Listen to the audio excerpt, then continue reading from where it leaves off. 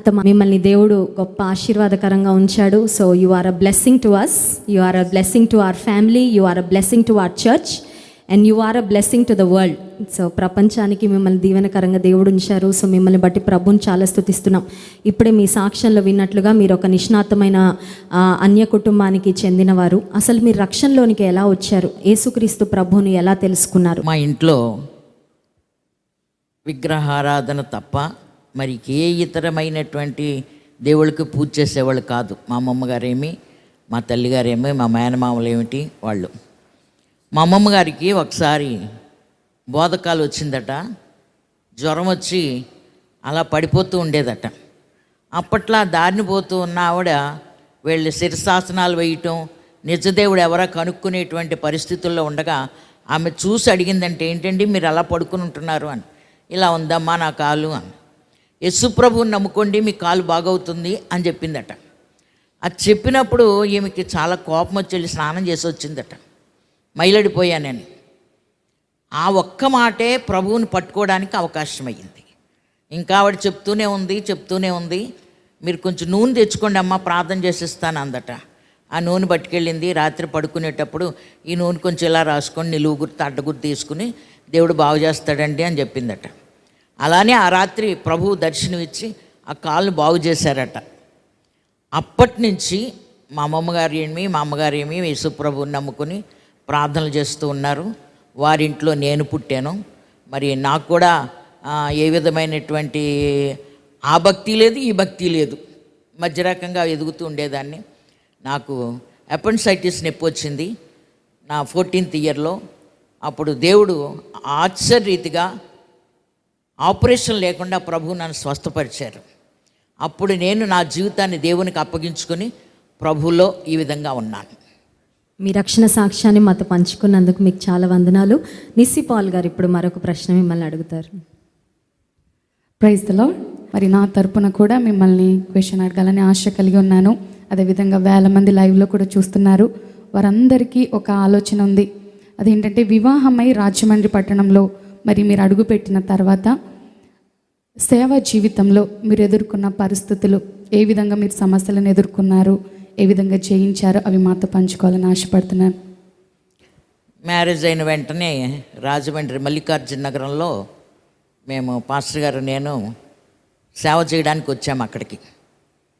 మరి వచ్చినప్పుడు అంతా హిందూసే, వాళ్ళు తప్ప ఇంకేం లేవు అక్కడ. వెళ్తూ ఉంటే అలా కొన్ని రోజులు అలాగ నడిచి వెళ్తూ ఏదో ఎవరన్నా నిలబడితే అమ్మ ఎలా ఉన్నారు ఏంటి అంటే, మీరెవరండి మమ్మల్ని బలకరిస్తున్నారు అనేవారు. మేము ఇక్కడ సేవ చేయడానికి వచ్చామమ్మా, యేసుప్రభు మాటలు చెప్పడానికి అని అలాగ వారిని పరిచయం చేసుకుని కొంచెం వాళ్ళ ఇంట్లో కూర్చుని దేవుని వాక్యం చెప్పేటంత వరకు వచ్చాను. దేవుని వాక్యం చెప్తూ ఉన్నాం. వాళ్ళు చెప్తున్నప్పుడు పక్కన వాళ్ళు వచ్చేవారు. వాళ్ళకు స్వస్థతల కొరకు ప్రార్థన చేసేవాళ్ళం, బిడ్డల కొరకు ప్రార్థన చేసేవాళ్ళం. ఒక ఆమె అయితే చచ్చిపోయిందని పడేశారు కింద, చిన్న దుప్పటి కట్టేసి బయట పడేశారు. పాస్టర్ గారు నేను వెళ్తూ ఉండగా చూసాం. వెళ్ళి అన్నీ గమనించి ఏంటమ్మా అంటే ఇలా మీకు అభ్యంతరం లేకపోతే ప్రార్థన చేస్తాం, దేవుడు బాగు చేస్తాడు అని చెప్తే, చెయ్యండి అమ్మా, అంతకంటే ఇంకేటండి, ఏ దేవుడు అయితే మా అమ్మాయిని బాగు చేస్తే అన్న. ప్రార్థన చేసాము. మేము ఇంటికి వచ్చేసాం. మేము వచ్చిన వెంటనే అమ్మాయి లేచి కూర్చుని నాకు మంచినీళ్ళు ఇవ్వండి అందట. అది మొదలు మల్లికార్జున నగరంలో పాస్టర్ గారు ఒకళ్ళు ఉన్నారు, పాస్టర్మ గారు ఉన్నారు, వాళ్ళు ప్రార్థన చేస్తారు అనేటువంటి ఒక చిన్న నానుడి ఆ మల్లికార్జున నగరంలో వచ్చింది. అప్పటి నుంచి మేము ఇంకా స్వతంత్రంగా, ఇంకా ధైర్యంగా దేవుని సువార్తను ప్రకటించడానికి దేవుడు మాకు అక్కడ అవకాశం ఇచ్చాడు. వెరీ నైస్ అత్తమ్మ. So inspiration. మరి మీ ప్రార్థన ద్వారా అనేకులను మరి సమస్యలను కూడా మరి సేవ జీవితంలో ఎదుర్కొంటూ వస్తున్నారు. నిజంగా ప్రార్థన గొప్ప ఆయుధం అని చెప్తున్నారు. కాబట్టి మరొక క్వశ్చన్ని అడగబోతున్నాం. మీ యొక్క 3 బిడ్డలు సేవకులుగా మీరు తీర్చిదిద్దారు. ఒక బిడ్డ ఒక హీరోగా, నీరోగా, జీరోగా ఏమవ్వాలన్నా తల్లి పాత్ర ఉంటుందని చెప్తూ ఉంటారు కదా అత్తమ్మ. సో కొన్ని కుటుంబాల్లో ఎలా ఉంటుందంటే, ఒక్కడు ఉంటే వాడు ఒక్కడు కూడా తప్పిపోయి ఉంటాడు. కొన్ని కుటుంబాల్లో 2-3 ఉంటే ఇద్దరు బాగుంటారు, ఒకడు బాగాడు. సో ఇలాంటి తారతమ్యాలు ఉంటాయి. అయితే మీ కుటుంబాల్లో దేవుడు మీకు ఇచ్చిన 3 బిడ్డలను దేవుని కొరకు బలమైన సాధనాలుగా, అంటే ఈ తరంలో ప్రభు కొరకు బలమైన సాక్షులుగా అనేక మందిని క్రీస్తు వైపుకు ఆకర్షించడానికి దేవుని కొరకు ప్రయాసపడే బిడ్డలను దేవుడు మీకు ఇచ్చారు. ఇది నిజంగా దేవుడు మీకు ఇచ్చిన ధన్యత.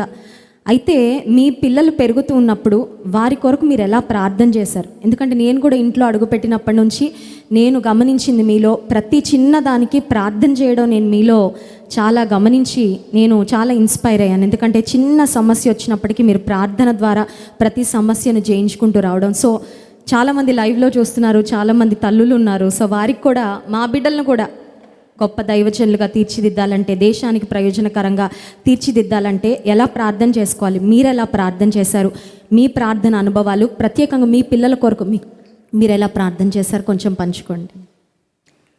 ప్రభువు నాకు బిడ్డలను ఇచ్చినప్పుడు నేను ఒకటే ప్రార్థన చేశాను. ప్రభువా, ఒకప్పుడు మేము విగ్రహారాధికులుగా ఉన్నప్పుడు చాలా సంవత్సరాలు నిన్ను ఎరగకుండా జీవించాం. అయితే ఇప్పుడు దేవుని సేవలో ఉండగా మాకు బిడ్డల్ని ఇచ్చావు కాబట్టి ఈ బిడ్డలు మహిమార్థంగా ఉండాలి. సేవకులు అవ్వాలనే ఆలోచన నాకు లేదు, కానీ నీ మహిమార్థంగా ఉండాలా. ఆ లోకంలో తిరుగుతున్న పిల్లల్లాగా సినిమాలకి, షికార్లకి, వల్గర్ లాంగ్వేజ్ మాట్లాడుతున్న పిల్లలు తిరగకూడదు అని నేను ప్రతి ఉదయాన్నే బిడ్డలు కూర్చోబెట్టి ప్రార్థన చేస్తుండేదాన్ని. లేపితే లేచివారు కాదు, ఇలా తీసుకొచ్చి ప్రార్థనలో కూర్చోబెట్టేదాన్ని. ఆ ప్రార్థనలో కూడా కొనుపాట్లు పడతా ఉండేవారు. పడితే పడ్డారులే, కూర్చోబెట్టాను అనుకుని అయిపోయిన తర్వాత మళ్ళీ అలా తీసుకెళ్ళి మంచం మీద పడుకోబెట్టేదాన్ని. ఉదయకాలపు ప్రార్థన, సాయంకాలం ప్రార్థనలో నా బిడ్డలు నడిపించాను. మా వెస్లీ గారు అయితే ప్రార్థనలో కూర్చున్నప్పుడు ఈ బైబిల్ అన్నీ చింపేసి నవ్వులేసేవాడు. నవ్వులేస్తుంటే నవ్వుకునేదాన్ని, కోపం వచ్చి ఒకటి వేస్తుండేదాన్ని.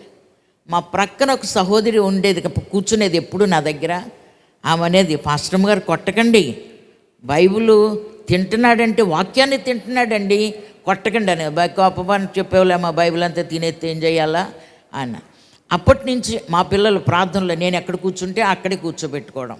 వాళ్ళని వదిలేసి నేను లోపలికి వెళ్ళేదాన్ని కాదు. ప్రార్థనలోనైనా, కుటుంబ ప్రార్థనలోనైనా బిడ్డలు నాకు కూడా పెట్టుకునేదాన్ని. ఆటకు కూడా బయటికి వెళ్ళనిచ్చేదాన్ని కాదు. స్కూల్ నుంచి వచ్చాక ఏదైనా కాస్త తినడానికి పెట్టేసి, ఇప్పుడు వెళ్ళి ఆడుకోండి పావు గంట. ఈ పావు గంట టైం చూసుకోవడం, కర్రుచ్చుకుని వెళ్ళటం తీసుకురావడానికి. ఆ ఇరుగు పొరుగు వాళ్ళు అనేవారు, కాసేపు ఆడుకునేవండి పాస్టరమ్మ గారు అని. టైం ఇచ్చానండి పావు గంట, ఇంకా ఆడకూడదు, తీసుకెళ్ళిపో. స్నానం చేయించి కూర్చోబెట్టి వాళ్ళ క్లాసులు చదువుకోవటం. అది అయ్యాక చిన్న చిన్నగా బైబిల్లో కథలు చెప్పటం. ఎక్కువ పిల్లల్ని ఆటకు వదిలిపెట్టలేదు. బయట పిల్లలు, ఆ పిల్లలు ఈ పిల్లలతో స్నేహం చేసి ఆ భాష కూడా బిడ్డలు నేర్చుకోలేదు. మేము అలాగా దేవుని మహిమార్థమై పెంచాము. మరి ఎక్కువ మా పాస్టర్ గారు క్యాంపులకి వెళ్ళిపోతుండేవారు. ఇక పిల్లలు నేనే కాబట్టి ఎక్కువ వాళ్ళతో సహవాసం చేస్తూ దేవుని మాటలు అందిస్తూ ప్రార్థనలో నడిపించడం అలా చేస్తుండేదాన్ని. మరి దేవుడే ఆనాడు జ్ఞానం ఇచ్చి బిడ్డలను పెంచాడు. నాలో ఏమీ లేదు, ప్రభు ఇచ్చిన కృపను బట్టి బిడ్డలను పెంచాను. వాళ్ళు ఇప్పుడు దేవుని సేవార్థమై అనేక ప్రపంచం అంతా తిరిగేశాడు మా జాన్ బాబు. అయితే తిరిగి వచ్చి దేవుని వాక్యాన్ని బోధించడానికి బిడ్డను వాడుకున్నాడు. నేను చాలా సంతోషిస్తూ ఉన్నాను. మీ అనుభవాలను క్రమశిక్షణతో ఎలా బిడ్డలను పెంచారో మీరు తెలియజేసినందుకు చాలా వందనాలు అత్తమ్మ. మరొక ప్రశ్న అడుగుదాం. చాలా సంతోషం అత్తమ్మ, మనసులోని మాటలు ఈ విధంగా వింటూ ఉంటే నిజంగా చాలా ఆసక్తికరంగా ఉంది. చాలా ఇన్స్పిరేషన్గా, మాకు కూడా అవి సేవ జీవితంలో ఎంతో ఉపయోగకరంగా ఉంటాయని నేను నమ్ముతున్నాను. కాబట్టి మరొక చివరి క్వశ్చన్ మీతో అడగాలని ఆశపడుతున్నాను. మరి 2019 సంవత్సరంలో దేవుడు మీకు ఎంతో అపాయకరమైన పరిస్థితి నుండి, మరి ఇందాక మరి వీడియోలో కూడా చూసాము, ఆ మరణ పడక మీద ఐసీయూలో మీరు పడి ఉండడం నిజంగా హృదయాన్ని కలిచి వేస్తూ ఉంది. దేవుడు మీరు రాత్రి కూడా ఆ మాట అన్నారు. నిజంగా దేవుడు నన్ను ఈ రోజున బ్రతికించి 63వ బర్త్డే జరుపుకోవడానికి ప్రభు కృప చూపారు. ఇది కేవలం దేవుని కృప అని, నిజంగా అది దేవుని కృపే. అయితే ఈ సమయంలో మరి 63వ బర్త్డే, 63rd బర్త్డే సందర్భంగా సంఘానికి, అదేవిధంగా సిడబ్ల్యూసి సంఘానికి, అదేవిధంగా క్రైస్ట్ టెంపుల్, మరి మీ చిన్న కొడుకుగా, చిన్న కోడలుగా మేము అక్కడుండి పరిచయం చేయడానికి దేవుడు కృప చూపుతా ఉన్నారు. మీరు సంఘానికి ఇవ్వదలుచుకున్న సందేశము మరి కొన్ని మాటల్లో పంచుకోవాలని ఆశపడుతున్నాను. 2019లో 2 సార్లు సిక్ అయ్యాను. మార్చి నెలలో ఒకసారి సిక్ అయ్యాను. మరి నేనైతే లోపలికి రానని చాలాసేపు మారం చేశాను. మరి ఒక సిస్టర్ అక్కడ ఉండి, నేను మీతోనే ఉంటానండి, ఐసీలో పెట్టనండి, రూమ్లో పెడతానండి అని నన్ను బ్రతిమలాడి తీసుకెళ్ళింది. తీరా వెళ్తే ఐసీయూలోకి తీసుకెళ్తుంది. బాబో, ఇక్కడే మా పాస్టర్ గారిని పెట్టారు, 2 చోట్ల పెట్టారు, నేను రాను లోపలికంటే అలా బలవంతాన్ని తీసుకెళ్ళారు. సరే, ఆ రాత్రి కొంచెం చాలా సీరియస్ అయ్యిందట. అప్పుడు కూడా వెంటిలేషన్ పెట్టాలని చూశారు. దేవుడు ఆ పరిస్థితి నుంచి అప్పుడు తప్పించి మరి ఇంటికి వచ్చేసాము. మళ్ళీ హైదరాబాద్ వెళ్ళి అక్కడ కొన్ని రోజులు చెకప్ చేయించుకొని క్లియర్ అయ్యి ఇంటికి వచ్చాం. మరి అప్పటి నుంచి కొంచెం మరి ఏ బలహీనత ఉందో నాకు తెలియదు, కానీ 2019లో ఆర్ట్స్ కాలేజీలో మీటింగ్స్ పెట్టాడు మా అబ్బాయి. ఆ మీటింగ్స్కి అటెండ్ అయ్యాము. రాత్రి మీటింగ్ అయిపోయింది, ఉదయం లేచాను. లేచేటప్పటికి నాకు పెద్ద వామిటింగ్ అయ్యింది. లేచాము. ఆ వామిటింగ్స్కి ఒక సహోదరి వచ్చారు, ఇంజక్షన్లు చేశారు, వెళ్ళారు. ఆ మధ్యాహ్నం 12 గంటల నుంచి నాకేమైందో తెలియదు. మరి హాస్పిటల్లో పెట్టారట, అది నాకు తెలీదు. హైదరాబాద్ తీసుకెళ్ళారు. అక్కడికి వెళ్ళిన తెల్లవారి నాకు తెలిసింది. అప్పుడు నేను అడుగుతున్నాను, ఇదేంటి, ఇక్కడ ఎవరున్నారు, ఈరోజు ఏం వారం అని అడుగుతున్నాను. ఈరోజు మంగళవారం అండి అన్నారు. శనివారం తెలుసు నాకు, మంగళవారానికి నాకు స్పృహ వచ్చింది. ఎందుకు ఎక్కడున్నానో ఏంటో నాకేమీ తెలియదు. చూస్తున్నారు, వెళ్తున్నారు. అప్పుడు నేను అనుకున్నాను, ప్రభువా, ఏంటి శ్రమ, ఈ శ్రమలో నన్ను బ్రతికించి వాడుకో. ఒకప్పుడు అపెండిసైటిస్ వచ్చినప్పుడు నన్ను బ్రతికించి సేవకు వాడుకున్నావు. ఇప్పుడు కూడా ఈ మరణం నుంచి నన్ను తప్పించి ఇంకా కొంతకాలం సేవలో వాడుకోనైనా, నేను చేయగలిగింది అదే కదా అని చెప్పి ప్రార్థన చేసుకునేదాన్ని. దేవుడు తన ఉచితమైన కృప చొప్పున డిసెంబర్ 24వ తారీఖు రాత్రి 10 గంటలకి డిశ్చార్జ్ చేశారండి. తర్వాత రాజమండ్రి వచ్చాను. దేవుడు గ్రాడ్యువల్గా నాకు మళ్ళీ ఆరోగ్యం ఇచ్చాడు. అప్పటి నుంచి దేవుడు నన్ను బ్రతికించాడు, స్వస్థపరిచాడు. మరి ఇంకా దేవుని మహిమార్థమై జీవించాలని ప్రార్థన చేస్తున్నాను. దేవుడు మరి 63వ సంవత్సరం వచ్చేదాకా దేవుడు నన్ను కాపాడి భద్రపరిచాడు. మరి ఇంకెన్ని సంవత్సరాలు దేవుడు వాడుకుంటాడో, ఎంతకాలం ఉంటామో, ఆయన వచ్చేదాకా ఉంటామో, ముందే వెళ్ళిపోతామో మనకు తెలియదు, నాకు తెలియదు. అయితే దేవుడు ఇంకా వాడుకోవాలని నేను ప్రార్థన చేస్తూ ఉన్నాను. సంఘానికి ఆశీర్వాదకరంగా ఉండాలి నేను. మరి ఇందాక ఎవరో చెప్పారు, ఏదన్నా చూశానంటే వాళ్ళని కేకలేయకుండా ఉండలేను. ఎందుకంటే దేవుని దగ్గర నేను నేరస్తురాలుగా ఉండకూడదని. వాళ్ళు ఏమనుకుంటారో అని కూడా నాకు అక్కర్లేదు. నాకు తెలిసిందేదో నేను చెప్పాలా. పెద్ద వాక్యవేత్తని కాదు, కానీ నేను అది తప్పు అనిపిస్తే చెప్పేస్తాను అంతే. అలాగే నేను నా జీవితాన్ని ఇప్పటివరకు నడిపించుకుంటూ వచ్చాను. ఇక ముందు కూడా నా హృదయంలో నేరం లేకుండా, దోషం లేకుండా దేవుని కొరకు జీవించాలా, నా ఎదుటిన్న వాళ్ళు అలాగే ఉండాలని ఆశ. దేవుడు నా ఆశను ప్రభు తీర్చాలని ప్రార్థన చేసుకుంటాను. నాకు 7 మనవలండి, 2 మగబిడ్డలు, 5 ఆడ మనవలు. వీళ్ళందరినీ దేవుడు ఆశీర్వదించాలని, మరి వాళ్ళ సేవా జీవితం, వారి యొక్క గృహస్థ జీవితం నేను చూడకపోయినా పరలోకం నుండి చూస్తాను. అది నా నిరీక్షణ. బిడ్డలందరూ, నా కుటుంబం అంతా దేవుని సేవలో, దేవుని మహిమార్థంగా వాడబడాలని నేను అనుకుంటాను. ఇప్పటికే మా మనవలు చిన్న పిల్లలైనా చక్కగా పాటలు పాడతారు. మా మనవడు వాక్యం కూడా చెప్పేస్తున్నాడు టీవీలో. మరి 2-3 సార్లు విన్నాను నేను. చాలా ఆనందం అనిపించింది.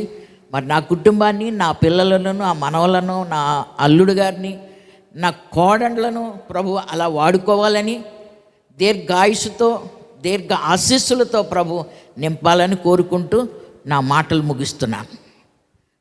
థ్యాంక్ యూ సో మచ్ అత్తమ్మ. చాలా అద్భుతమైన మాటలు మరి తెలియచేశారు. సంఘానికి కూడా అదేవిధంగా మీరు ఏ విధంగా అయితే కరెక్ట్గా ఉన్నారో, మరి విశ్వాసులను కూడా అదే పట్టుదలతో, మరి నిజాయితీతో దేవుని దృష్టిలో నీతిమంతులు ఉండమని చెప్తున్నారు. కాబట్టి మీరు ఇచ్చిన వాల్యుబుల్ మరి మెసేజ్ని బట్టి, మాటలను బట్టి దేవుని నామానికి మహిమ. ఆత్మీయ తల్లి గారి యొక్క సేవా అనుభవాలు, వారి వివరాలు మనం విన్నాము. ప్రతిరోజు దైవజనుల కొరకు ప్రార్థన చేయడం జ్ఞాపకం ఉంచుకోండి. ఎందుకంటే ఈ పరిచర్యకు పునాది ఆత్మీయ తల్లిదండ్రులు, వారి ప్రయాస, వారి ప్రార్థన, వారి మోకాళ్ళ జీవితము. ఈరోజు అనేక మంది సేవకులను ఆత్మీయ తండ్రి గారు, తల్లి గారు తీర్చిదిద్దారు. మా అందరికీ కూడా ఒక స్ఫూర్తిగా ఉన్నారు. ఆత్మీయ తల్లిదండ్రుల కొరకు కూడా ప్రతిదినము మీ ప్రార్థనలో జ్ఞాపకం ఉంచుకోవాల్సిందిగా ప్రభు పేట మీకు మనవి చేస్తున్నాను. ఈ కొద్ది మాటలు, ఈ చిన్న ఇంటర్వ్యూ ద్వారా మీరు ఆశీర్వదింపబడ్డారని నమ్ముతున్నాం.